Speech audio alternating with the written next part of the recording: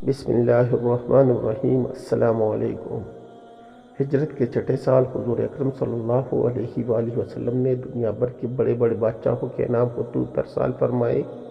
اس میں کہا گیا کہ اسلام لے آؤ، سلامتی میں رہو گے اور دوہرے اجر کے مستحق قرار دیے جاؤ گے، ورنہ دوسری صورت میں تمہاری قوم کے اسلام قبول نہ کرنے کا گناہ تمہارے اوپر بھی ہوگا۔ اس کے بعد آل عمران کی آیت 64 لکھی گئی اور خطوط کے آخر میں آپ صلی اللہ علیہ وآلہ وسلم کی مہر مبارک لگائی گئی۔ یہ خطوط جامعیت و اختصار کے حسین امتزاج کا عظیم شاہکار تھے۔ آپ صلی اللہ علیہ وآلہ وسلم نے 7 ہجری کے ابتدائی دنوں میں ایک خط شام مصر اسکندریہ کو لکھا، جس کا نام جریج بن متا تھا اور اس کا لقب مقوقس تھا۔ حضرت حاطب بن ابی بلتہ رضی اللہ تعالیٰ عنہ کو ان کے پاس بھیجا۔ آپ صلی اللہ علیہ وآلہ وسلم کا نام مبارک لے کر حضرت حاطب بن ابی بلتہ رضی اللہ تعالیٰ عنہ شام مقوقس کے دربار میں پہنچے اور متانت کے ساتھ ان کو جا کر کہا، اے شام مقوقس، آپ سے پہلے اس ملک میں ایک شخص گزرا ہے جو اپنے آپ کو رب اعلیٰ سمجھتا تھا۔ اللہ نے اسے نشان عبرت بنا دیا، لہٰذا دوسرے سے عبرت حاصل کرو، ایسا نہ ہو کہ دوسرے تم سے عبرت حاصل کریں۔ اس موقع پر مقوقس اور حضرت حاطب رضی اللہ تعالیٰ عنہ کے درمیان مکالمہ ہوا جو حاضر خدمت ہے۔ مقوقس، مجھے محمد صلی اللہ علیہ وآلہ وسلم کے بارے میں بتائیے، کیا وہ اللہ کے نبی ہیں؟ حاطب بن ابی بلتہ، وہ نبی ہی نہیں بلکہ اللہ کے رسول بھی ہیں۔ مقوقس، اگر وہ واقعی اللہ کے رسول ہے تو پھر کیا وجہ ہے جب ان کی قوم نے انہیں اپنی بستی مکہ سے نکالا تو انہوں نے اس کے لیے اللہ کے عذاب کی بد دعا نہیں کی؟ حاطب بن ابی بلتہ رضی اللہ تعالیٰ عنہ، کیا آپ حضرت عیسیٰ علیہ السلام کو اللہ کے رسول نہیں مانتے؟ مقوقس، بالکل مانتے ہیں۔ حاطب بن ابی بلتہ رضی اللہ تعالیٰ عنہ، تو پھر آپ بتائیے کہ جب ان کی قوم نے انہیں چاروں طرف سے گھیر لیا اور انہیں سولی دینے کا ارادہ کیا اور پھر اللہ انہیں آسمان پر اٹھا کر لے گئے تو انہوں نے اس بات کی دعا کیوں نہیں کی کہ ان کا رب بنی اسرائیل کو ہلاک کر دے؟ شاہ مقوقس، آپ ایک حکیم عقل مند آدمی ہے اور ایک حکیم دانا آدمی کی طرف سے آئے ہیں۔ میں محمد صلی اللہ علیہ وسلم کے لیے یہ تحفے آپ کے ساتھ بھیجتا ہوں، اور یہ نگہبان معبود نام تھا جو آپ کے علاقے تک آپ کی نگہبانی کریں گے۔ اس کے بعد رسول اللہ صلی اللہ علیہ وآلہ وسلم کے خط کا جواب لکھوایا جو اس طرح تھا، محمد بن عبداللہ کے حضور منجال مقوقس عظیم القبط، اما بعد میں آپ صلی اللہ علیہ وآلہ وسلم کا گرامی نامہ پڑھا اور جو کچھ اس میں تحریف تھا اور جس کے آپ نے دعوت دی میں نے اس سے سمجھ لیا ہے۔ میں جانتا ہوں ایک نبی نے آنا تھا، لیکن میرا خیال ہے اس کا ظہور ملک شام سے ہوگا۔ بہرحال میں نے آپ کے قاصد کی عزت کی ہے۔ میں آپ کی طرف 2 کنیزیں ماریہ اور سیرین کو بھیجتا ہوں جو قبط میں عظیم المرتبت ہے، اور کچھ لباس تحائف بھی پیش خدمت کرتا ہوں، اور حج بھی آپ کی سواری کے لیے روانہ کر رہا ہوں۔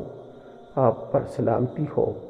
خط کے ہمراہ چند تحائف بھی آپ صلی اللہ علیہ وآلہ وسلم کی خدمت میں بھیجے، جن میں 2 کنیزیں ماریہ قبطیہ اور ان کی بہن سیرین بھی تھی۔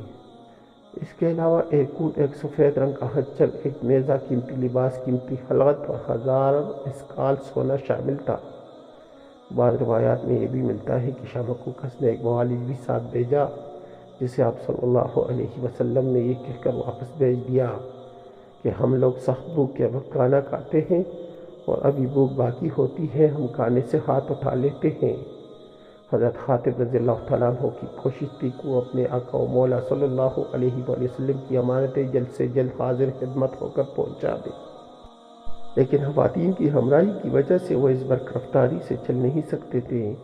یہ مختصر سا قافلہ منزلوں پر منزلیں طے کرتا ہوا مدینہ منورہ کے قریب تر ہوتا جا رہا تھا۔ دوران سفر حضرت حاطب بن ابی بلتہ رضی اللہ تعالیٰ عنہ ان کے سامنے اسلام کی حقانیت بیان کرتے اور آپ صلی اللہ علیہ وآلہ وسلم کے بارے میں بھی بتاتے تھے۔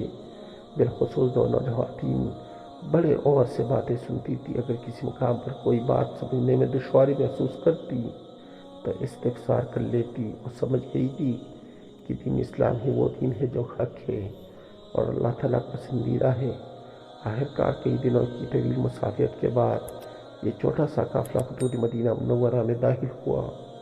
حضرت خاتم رضی اللہ تعالیٰ عنہ سیدھے ام سلیم رضی اللہ تعالیٰ عنہ کے ہاں تشریف لے گئے۔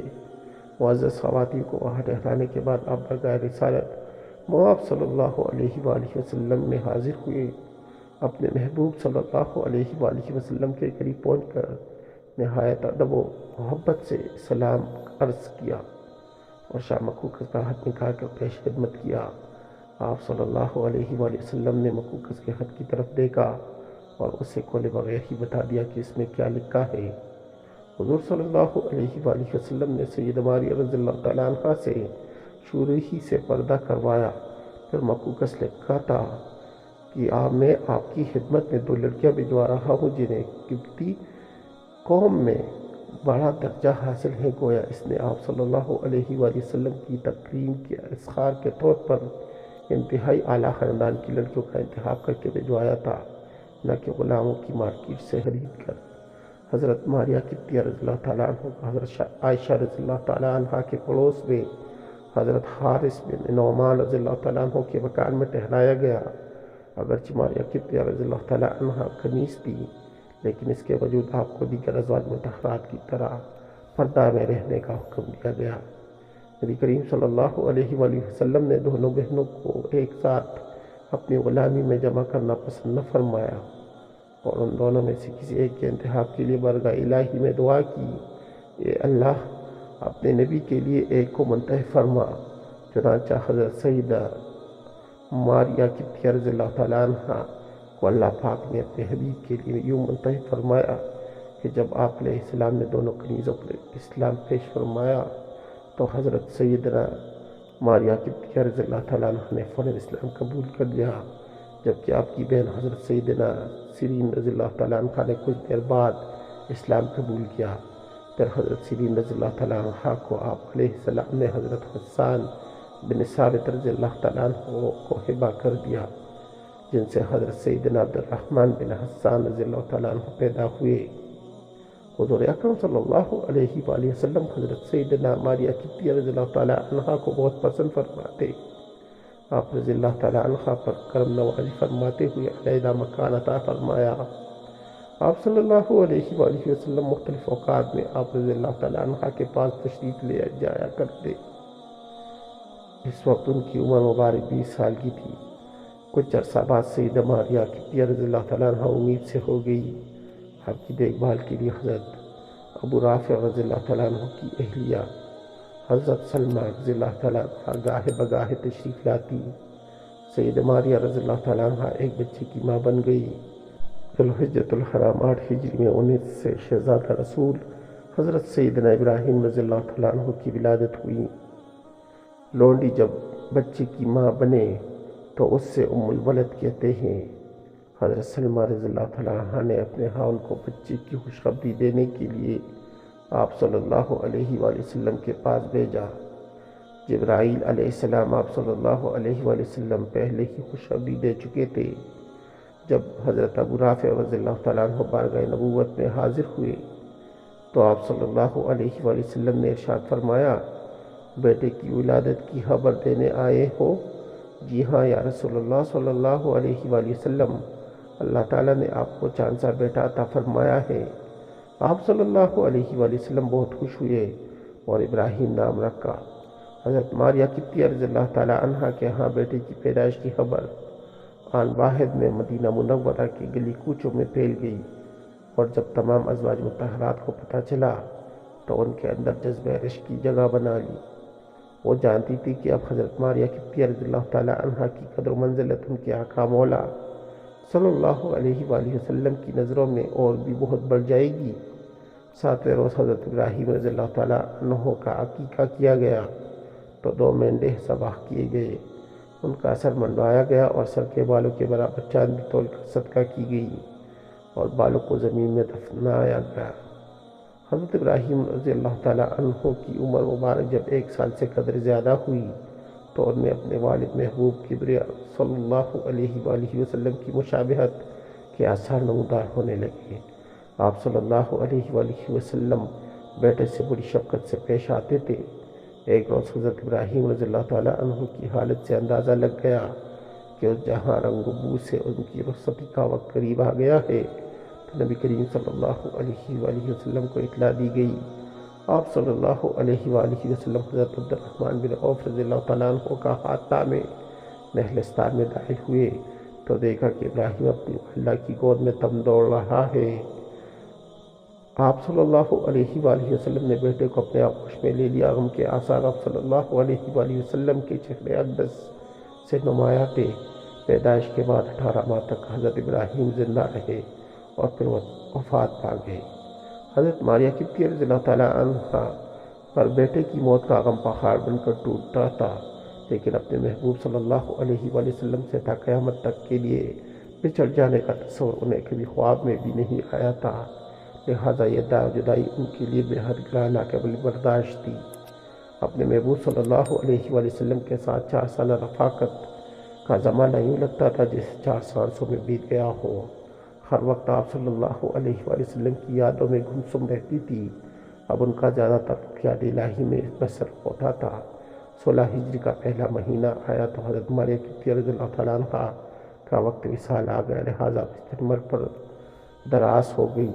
ان کی بہن حضرت سیرین قبطیہ رضی اللہ تعالیٰ عنہ قریب بیٹی آنسو بہا رہی تھی اور عبد الرحمن بن حسان بن ثابت رضی اللہ تعالیٰ عنہ قریب کڑا خالہ کی طرف بڑی معصوم نظروں سے دیکھ رہا تھا۔ سیدہ ماریہ قبطیہ رضی اللہ تعالیٰ عنہ نے اپنے بانجے کی طرف بڑی محبت سے دیکھا، جس کے پس منظر میں وہ اپنے بیٹے ابراہیم کو دیکھ رہی تھی۔